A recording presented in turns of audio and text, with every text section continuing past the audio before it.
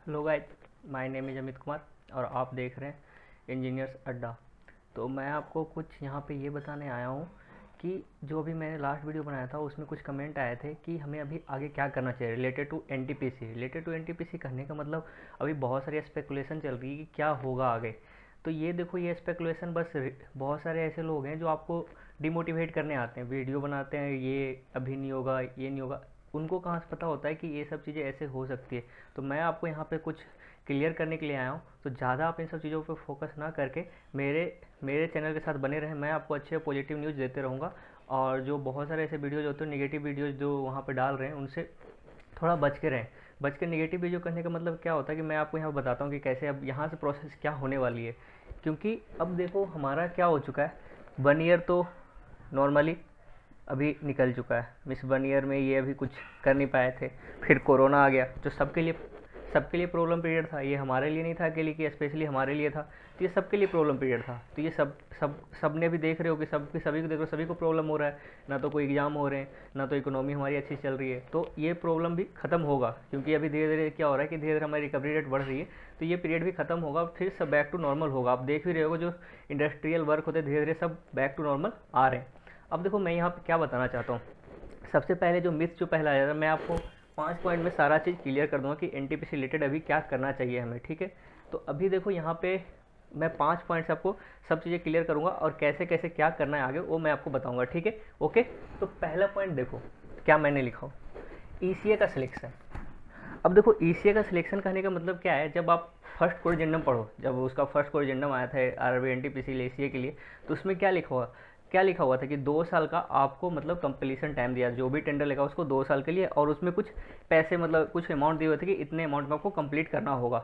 अब देखो इसमें क्या होगा, ये तो अभी प्री बिड कॉन्फ्रेंस स्टार्ट हो रहा है। हम इस कॉन्फ्रेंस में से अभी पहले बात करेंगे कौन कौन उसमें लेना चाहते हैं भाग, वो बाहर आएँ, मतलब बताएं कि मैं इसमें पार्टिसिपेट करना चाहता हूँ। फिर उनके अकॉर्डिंग वो अपना सोचेंगे कि ठीक है, उनको सबको रजिस्टर करेंगे। रजिस्ट्रेशन फ़ी भी दे रखा था कि आपको इतना रजिस्ट्रेशन फ़ी है, वो नॉन रिफंडेबल था। जैसे हम कोई एग्जाम में फॉर्म डालते तो होता ना कि नॉन रिफंडेबल फ़ी आपको रिफंडेबल, से कोई भी एग्जाम फिनेशन फ़ी तो रिफंडेबल होता नहीं है। तो वैसे ही वहाँ पर भी वो नॉन रिफंडेबल था। तो जो भी मतलब इंटरेस्टेड है वो डाल सकता है उनमें से। अब देखो उनमें से क्या होगा ना कि फिर उनकी बिड चलेगी। फिर क्या होगी, एक दिन ऐसे मतलब फिर जब सारा प्रोसेस होगा, प्री बिड कॉन्फ्रेंस कौन कौन पार्टिसिपेट करने वाला है, क्या होने वाला है, जब उस रेलवे को पता चल जाएगा तो फिर एक दिन क्या कॉन्फ्रेंस होगी, मतलब बिड की कॉन्फ्रेंस होगी। बिड की कॉन्फ्रेंस होगी बस कहने के मतलब वहाँ पे सारे बिडर जाएंगे जो एग्ज़ाम लेने वाले हैं। जैसे टीसीएस हो गया, इन्फोसिस हो गया, या फिर सेटवेट हो गया। ये सब बड़े बड़े क्या है ना, बड़े बड़े ये सब एग्जाम कंट्रोलर है जो एग्ज़ाम इंडिया में करवाते हैं। तो ये सब क्या सब जाएंगे, बैठेंगे वहाँ पे, फिर बिड लगाएंगे। तो जो सबसे ज़्यादा बिड लगाएगा, क्योंकि देखो रेलवे को क्या चाहिए, मुझे उनको कम से कम में मतलब चाहिए, मतलब उनको क्या कम से कम में जो एग्ज़ाम करवा के दे दे। अब देखो कोई होता है कि बीडर जो अब 1.5 करोड़ फॉर्म डलें, तो 1.5 करोड़ फॉर्म में उसको एग्ज़ाम भी कराना चाहिए। तो जो कम से कम पैसा लेकर एग्ज़ाम करवा देगा पूरे बच्चे का, उसी को देगी। अब देखो इसमें क्या हुआ है कि अब दिया है इसमें कि 2 साल का कंप्लीसन टाइम है। मीन्स उनको 2 साल तक कंप्लीट करने के लिए बोला गया। अब देखो 2 साल कंप्लीट करने को बोला क्यों गया है। अब आप ही सोचो कि पहले जब स्टार्ट होगा एग्ज़ाम, तो मिनिमम जब भी स्टार्ट हो, किस अभी कुछ पता नहीं है, ठीक है, स्टार्ट होगा ये तो है कि श्योर कि सेंट्रल गवर्नमेंट की एग्ज़ाम है। तो आज तक ऐसा कभी नहीं हुआ है कि सेंट्रल गवर्नमेंट कोई वैकेंसी निकाली। हाँ कुछ कम ज़्यादा हो सकता है, ये नहीं बोल रहा हूँ कि नहीं होगा, कुछ कम ज़्यादा वैकेंसी में हो सकता है, लेकिन कैंसिल नहीं होगा, ठीक है। ये तो आप श्योर से रखो कि कैंसिल नहीं होगा। तो आप अच्छे से मन लगा के पढ़ते रहो। अब देखो क्या है, क्या मैं बताना चाह रहा हूँ, 2 year completion time. 2 year completion time कहने का मतलब ये था उनका कि अब देखो आप जब फर्स्ट स्टेज स्टार्ट होगा तो 1.26 करोड़ बच्चे हैं।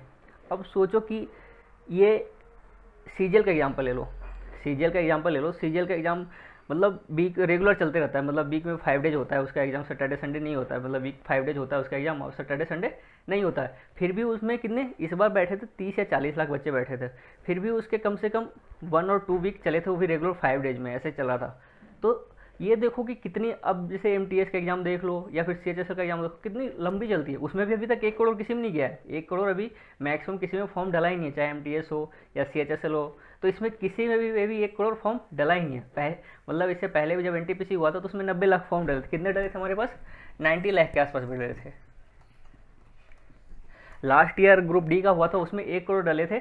और ये सेकेंड टाइम है जो इसमें फिर से 1 करोड़ फॉर्म डला है जो एनटीपीसी का है। अब देखो इसमें क्या हुआ, अब 1 करोड़ लोग एग्जाम देंगे तो उनको कराने में तो टाइम लगेगा ना। तो मिनिमम कितना भी आप कितना सेटअप लगा लोगे, सोचो हमारे इंडिया में मिनिमम जब ही अभी जो इसमें 10 या 15 लाख ये बैठते हैं बच्चे, उसको कराने में 2 वीक लग जाता है, तो सोचो 1.5 करोड़ तो कितना टाइम लगेगा।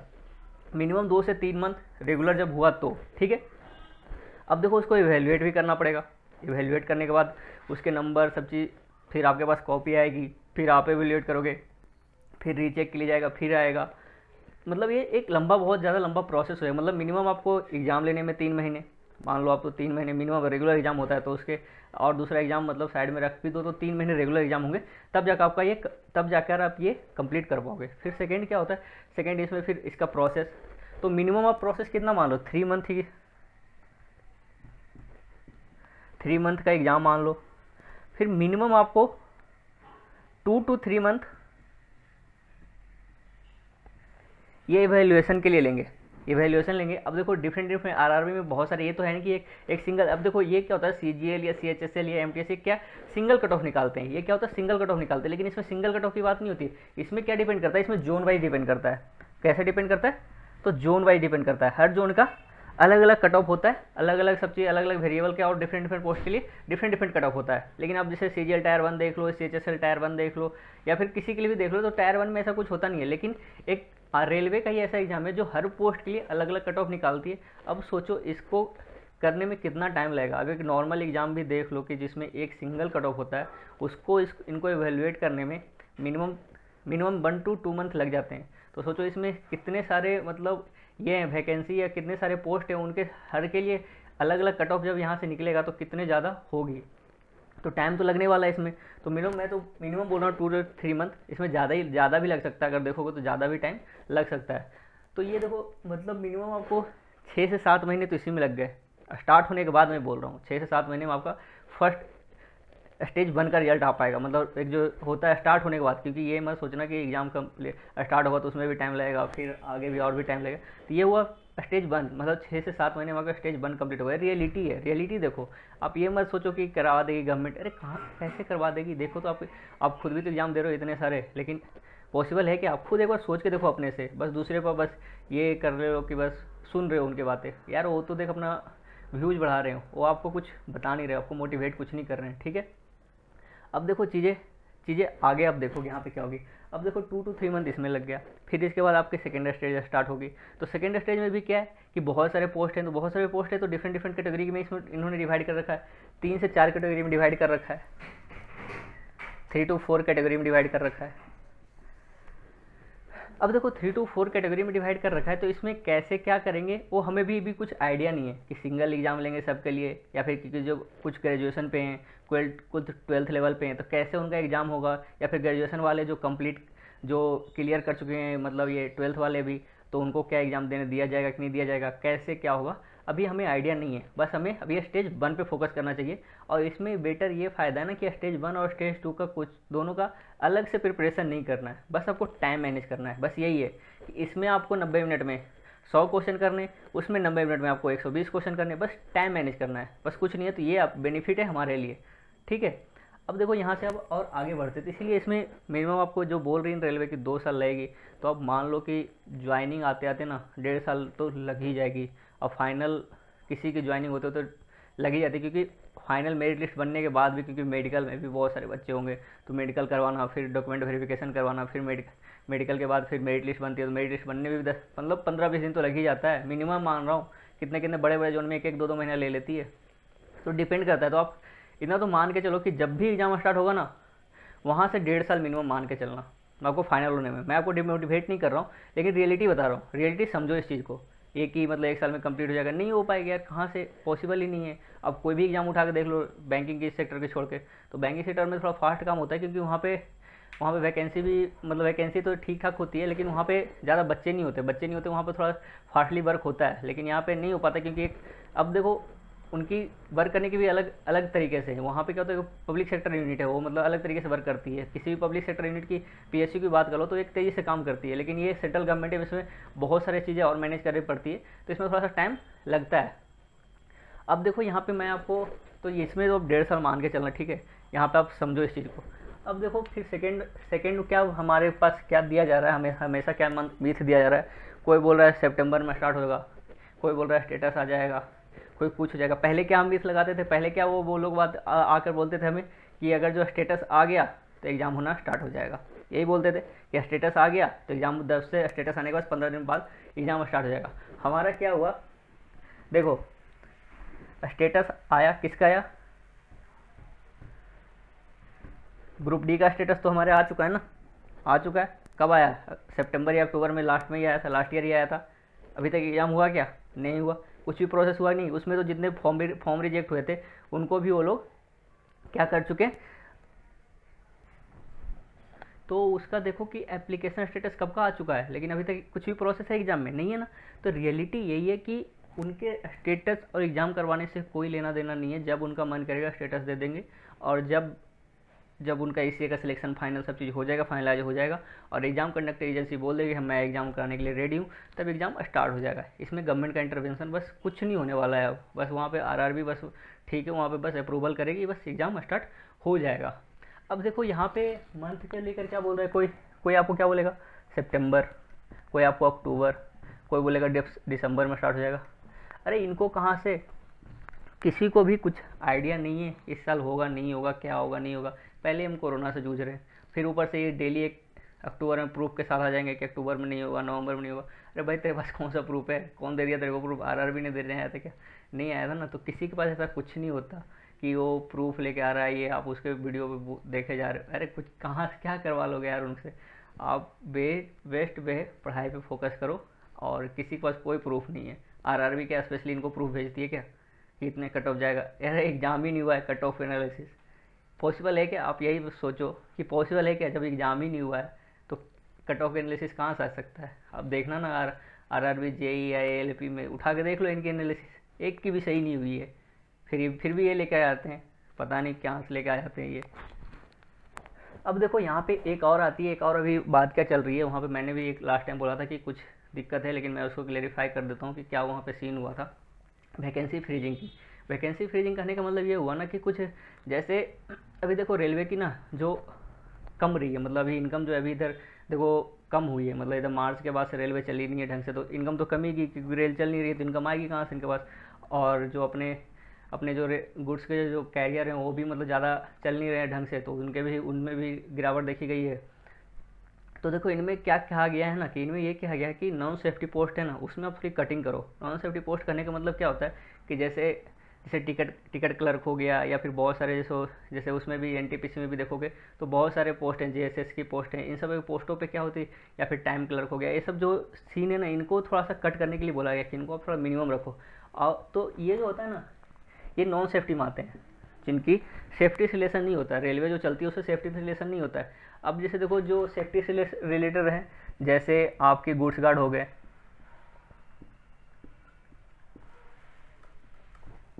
या फिर स्टेशन मास्टर हो गए, या फिर जेई हो गए, या एसएसई हो गए। तो ये क्या है, ये रेलवे के सेफ्टी से रिलेटेड है, ये रेलवे के सेफ्टी रिलेटेड काम करते हैं, ये इनके बिना रेलवे नहीं चल सकती है। तो ये जो है ना, तो ये सब पोस्ट में कभी कमी नहीं आएगी। तो आप ये देखो एनटीपीसी में जो मैक्सिमम पोस्ट है किसके लिए है, नॉन सेफ्टी के लिए क्या नहीं है ना, मैक्सिमम पोस्ट जो है किसके लिए, तो सेफ्टी वालों के लिए है, टेक्नीशियन के लिए, एएलपी के टेक्नीशियन बोला सॉरी, मतलब ये स्टेशन मास्टर गुड्स गार्ड के लिए, इनके लिए। तो वहाँ पे फोकस करो, उनकी वैकेंसी भी ज़्यादा है, तो आप क्यों टेंशन ले रहे हो फ्रीज हो रही है नहीं हो रही है, आपकी पोस्ट नहीं कमेगी। इन पर उल्टे सीधे वीडियो देख के डिमोटिवेट मत हुआ करो, ठीक है।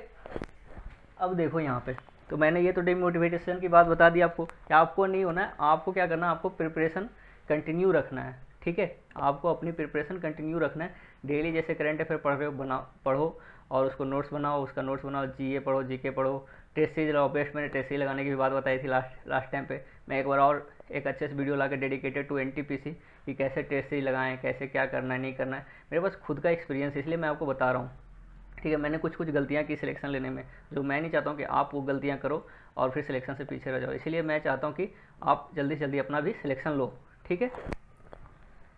अभी देखो, अभी तो हमें क्या करना चाहिए, बस अपने पढ़ाई पे फोकस करना चाहिए।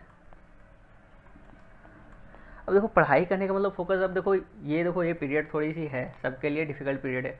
आप इस डिफ़िकल्ट पीरियड में क्या करो, थोड़ी मॉर्निंग में उठकर रनिंग कर लिया करो, थोड़ा योगा कर लिया करो। देखो इससे माइंड में फ्रेशनेस आएगी, माइंड में फ्रेशनेस आएगी तो आपकी नेगेटिव थिंकिंग है ना जो दूर होगी। जो ये आपको नेगेटिव थिंकिंग डाल दी है ना सबने उल्टे सीधे कि नहीं होगी ये वो, ठीक है यार टाइम सब चीज़ में लगता है, लेकिन नहीं होगी ये। आप यार आप सोचो 2-3 साल से प्रिपरेशन किए हो, अभी आप छोड़ रहे हो, छोड़ दोगे या फिर कुछ मतलब नहीं पढ़ोगे ढंग से तो सिलेक्शन तो दूसरा बच्चा लेके चला जाएगा। तो थोड़ा मॉर्निंग में उठो, थोड़ा कम करो, कोई दिक्कत नहीं है, कम हो जाता है, सबका हो जाता है, अभी टाइम नहीं है तो थोड़ा कम हो जाएगा।